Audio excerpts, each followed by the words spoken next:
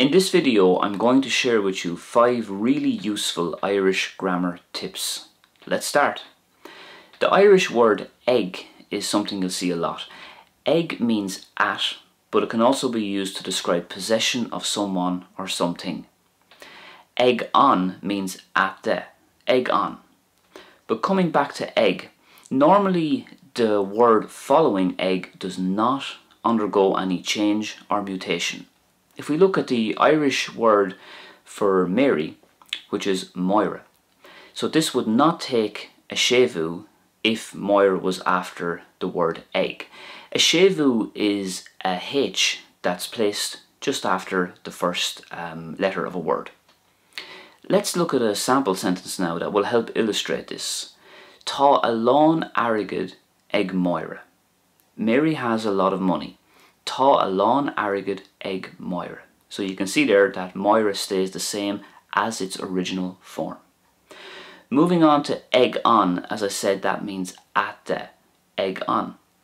Normally the word following egg on would undergo change, and that change is the addition of an uru, which acts as an eclipse. So if we take this word here, pictorial, this means pictures or cinema, pictorial, and B is the uru in this case. For example, Feci me hu ag an pictorial. I will see you at the cinema. Feci me hu ag an pictorial. Not all Irish words will take an uru or an eclipse, but pictorial does. And you can find out about this and lots more Irish grammar rules with this great book from Collins. Irish Grammar, Collins Easy Learning Irish Grammar. I've mentioned it before, so I'll leave a link in the description, and if you would like to purchase that book, just follow the link that I leave in the description. The Irish word means on, and on means on the, on. The word following will usually take a shevu where possible. For example, Moira will change to Voira. A sample sentence, Bhí agla Voira. Mary was scared. Bhí agla Voira. On then, as I said, means on the, and that will usually provoke an eclipse. So for example, on mala, on the wall.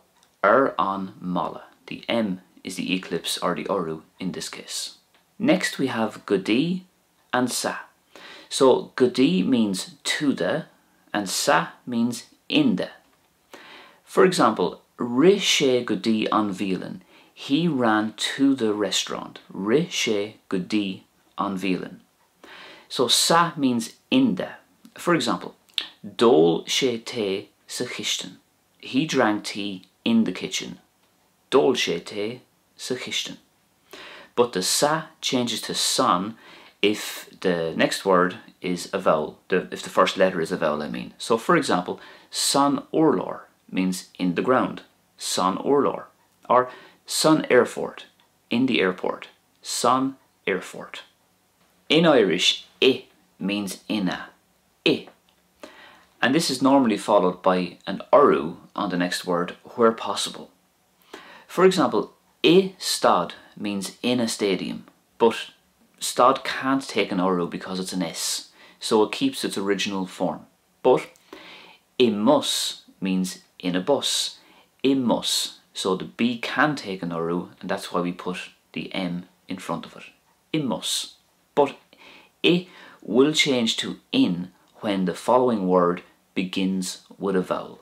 For example, in unad campála, in a campsite, in unad campála. Our next grammar tip is on the bríther ser. That means free verb, bríther ser. They normally have these types of endings, in the past tense that is, and an example in English of a free verb would be the following. It was said. So by saying that, we know something was said, but we don't know who said it, whether it was male, female, adult or child.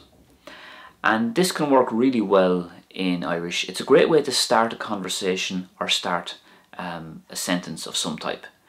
For example, if we take the Irish verb fógar, which is to announce or advertise, fógar, The free verb version of fógur would be fógriach.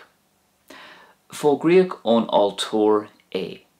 It was announced from the altar. Fógriach ón altóir é. So we know something was announced, we just don't know who announced it. Ceap in Irish means to think, and the Brithir Ser version of that is ceappa. It was taught. Ceappa. Ceappa trá. It was once taught. Ceappa trá. Agrig in Irish is to arrange or to organise. Agrig. The free verb version of that is agriach. Agriach crinu. A meeting was organised. Agriach crinu. So if you enjoyed this grammar video and you found it useful, please give it a thumbs up, and I'll be back very soon with another video. Thanks for watching. Slán go fóill.